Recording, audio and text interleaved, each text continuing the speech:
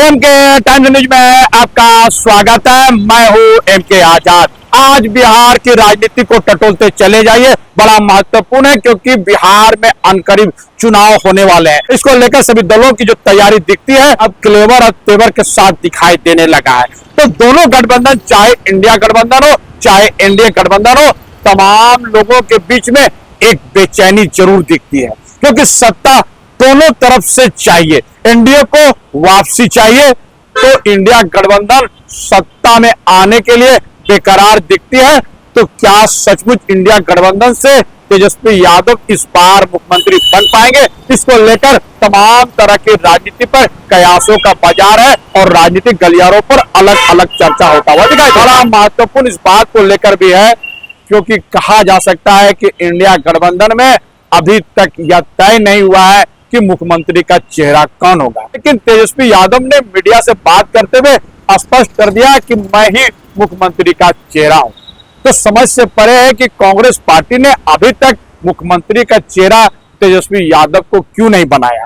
वाम दलों की बात को टटोलते चले जाइए तो उनका एक राय जरूर है कि इस वक्त तेजस्वी यादव के आगे कोई भी शख्सियत इंडिया गठबंधन में नहीं है जिसके चेहरे पे इंडिया गठबंधन चुनाव लड़ सकती है। यह तो वाम दलों की अपनी राय है और वो सटीक भी लगती है।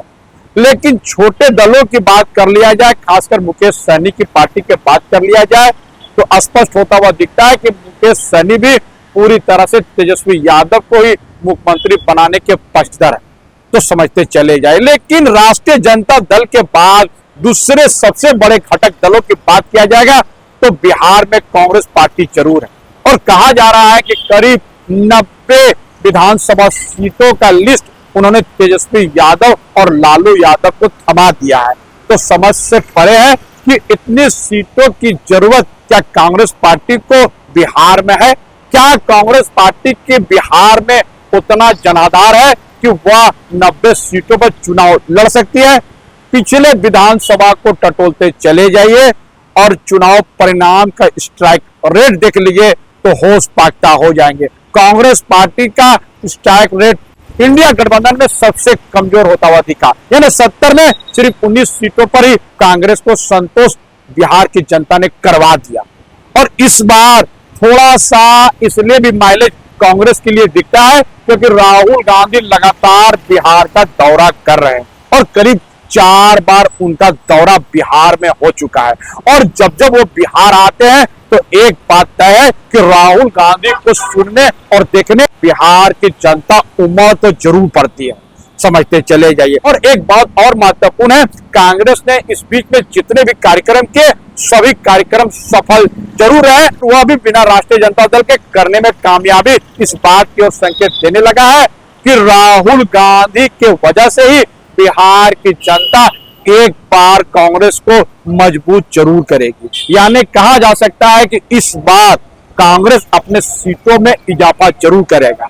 लेकिन राजनीति में नजर रखने वाले यह बात स्पष्ट तौर से कहते हुए दिखते हैं कि यदि कांग्रेस पार्टी 40 सीट भी जीत जाती है तो तेजस्वी यादव के मुख्यमंत्री बनने का रास्ता एकदम साफ होता हुआ दिखेगा। और इससे यदि कमतर अगर कांग्रेस पार्टी का विधानसभा में सीटें आती है तो कहा नहीं जा सकता है। दूसरी बात, यदि 40 से 45 सीट कांग्रेस पार्टी जीत जाती है तो बड़े पैमाने पर के मंत्रियों का बिहार में समावेश होगा। बिहार में कांग्रेस पार्टी के लिए एक नई जमीन तैयार होता हुआ दिखेगा। तो समझते चले जाइए। कहा जा सकता है कि इस वक्त में कांग्रेस पार्टी को बिहार में सत्ता आने के लिए जो बेचैनी दिखती है वह अब साफ साफ होते हुए दिखने लगी। यानी कांग्रेस पार्टी भी लगातार बिहार में सत्ता में आने के लिए बेचैन है। उसकी छटपटाहट उसके कार्यक्रमों में दिखती है। और कहा जा सकता है कि बिहार का चुनाव इंडिया गठबंधन के लिए बड़ा महत्वपूर्ण है। जैसे ही नीतीश कुमार का सत्ता से विदाई होगी तो एक बात तो तय है कि मोदी सरकार पर भी खतरे के बादल मंडराने लगेंगे क्योंकि एनडीए में 12 लोकसभा सीटों का समर्थन जदयू के तरफ होता हुआ दिखा। वैसे ही बिहार की राजनीति में परिवर्तन की लहर बह जाएगी तो कहा नहीं जा सकता कि नीतीश कुमार एनडीए में रहेंगे कि नहीं रहेंगे। वैसे भी बताया जाता है कि नीतीश कुमार का मुख्यमंत्री बनना लगभग पूरी तरह से समाप्त होता हुआ दिखता है। इसके पीछे दो तर्क है। एक तो नीतीश कुमार का उम्र का तकाजा है और दूसरी तरफ जदयू की सीटें लगातार तमाम विधानसभा को टटोलते चले जाइए तो कम होता हुआ दिखता है। यानी पूरी तरह से यह कहा जा सकता है कि जदयू में पूरी तरह से गिरावट का दौर जारी है। जदयू में इजाफा तो हो ही नहीं रहा है, लगातार उनके सीटें विधानसभा में कम होता हुआ दिखता है। हालांकि मुख्यमंत्री का चेहरा नीतीश कुमार ही होते हैं, लेकिन अपने पार्टी को सबसे बड़ी पार्टी बनाने में नीतीश कुमार असफल क्यों हो जाती है, जदयू क्यों असफल हो जाती है, तमाम चीजों को टटोलते चले जाइए। कहा जा सकता है कि सुशासन बाबू का तमगा बिहार की जनता ने उनको जरूर दिया और कहा जा सकता है कि नीतीश कुमार ने बिहार में विकास का बयार तो जरूर। बड़ा महत्वपूर्ण बात है कि रोजगार देने में पूरी तरह से नीतीश कुमार की सरकार फेल साबित हुई। पलायन रोकने में नीतीश कुमार पूरी तरह से फेल साबित हुई और कहा जा सकता है इस वक्त में नीतीश कुमार भारतीय जनता पार्टी के कठपुतली के तरह काम करते हुए दिखते हैं, जो पहले कभी नहीं होता था। वर्तमान के परिदृश्य को टटोलते चले जाइए तो नीतीश कुमार अभी जो भी फैसले ले रहे हैं वो भारतीय जनता पार्टी के दबाव में लेते हुए दिखते हैं। बिहार की राजनीति पर नजर रखने वाले इस बात की ओर संकेत देते हैं, तो समझते चले जाइए। और भारतीय जनता पार्टी भी नहीं चाहती है कि नीतीश कुमार मुख्यमंत्री बने।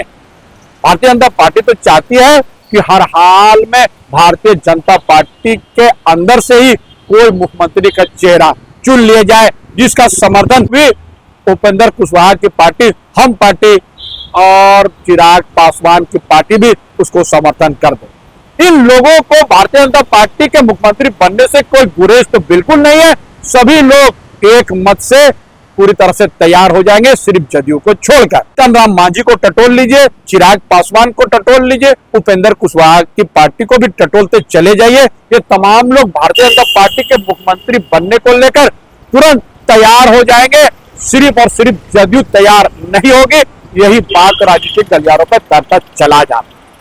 बड़ा महत्वपूर्ण इसलिए भी है और बिहार का चुनाव भारतीय जनता पार्टी के लिए इसलिए भी इंपॉर्टेंट होता हुआ दिखता है कि कहा जा रहा है कि जैसे ही बिहार में नीतीश कुमार सत्ता से परिवर्तन होते हुए दिखेंगे तो भारतीय जनता पार्टी के लिए कई तरह के परेशानी लाता हुआ दिखेगा। खासकर गुजरात लोगों के लिए एक बड़ी परेशानी होता हुआ दिखेगा। इसको कहने में कोई गुरेज बिल्कुल नहीं करना चाहिए, तो समझते चले जाए। क्योंकि ऑपरेशन सिंदूर के बाद सीज फायर और सीज फायर के बाद आरएसएस के तरफ से सवाल खड़े करना और विपक्ष के तरफ से सवाल खड़ा करना और सीज फायर को लेकर आम जनता भी नरेंद्र मोदी सरकार से इत्तेफाक तो बिल्कुल नहीं रखती। जिस तरह भारतीय सेना का पराक्रम पूरे विश्व ने देखा, तो सेना को और मौका मिलना चाहिए ताकि पाकिस्तान को पूरी तरह से कुचल के हमारी सेना उसको औकात में ला देती। फिर उनके आने वाली पुश्तें भी कभी जो पहलगांव के हमले थे, इस तरह के हमले करने से गुरेज करते हुए नजर आती।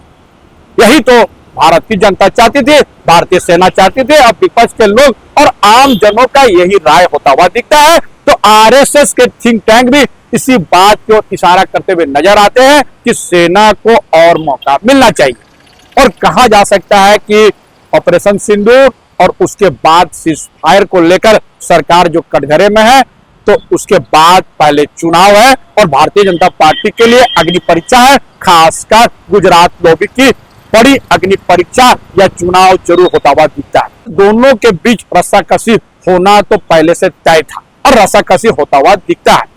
कहा जा सकता है कि अभी कई दल इधर से उधर जाएंगे, कुछ दल इंडिया गठबंधन छोड़कर जा सकते हैं, तो एनडीए से भी कुछ घटक दल इंडिया गठबंधन में आ सकते हैं। इसको लेकर भी राजनीति में तरह तरह की चर्चाएं गर्म होते हुए दिखती है और इसको लेकर बिहार की जनता भी अपनी एक अलग राय बनाते हुए दिखती है। और कहा जा सकता है कि यदि भारतीय जनता पार्टी को बिहार में सत्ता नहीं मिलेगी तो आरएसएस का और भी दबाव गुजरात लॉबी पर होता हुआ दिखेगा। अपनी बात स्पष्ट कर दिया कि इस बार आरएसएस की पसंद के ही भारतीय जनता पार्टी के राष्ट्रीय अध्यक्ष बनाए जाएंगे, इससे इतर उसको कोई भी चीज मंजूर नहीं। और इसको लेकर गुजरात लॉबी के अपने तर्क है पूरी तरह से आरएसएस ने खारिज कर दिया।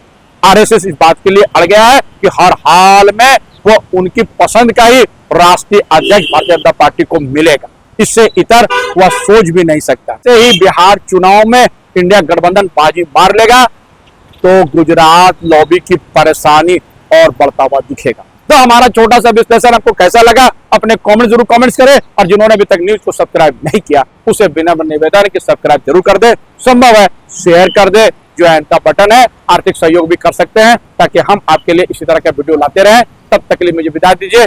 जोहार।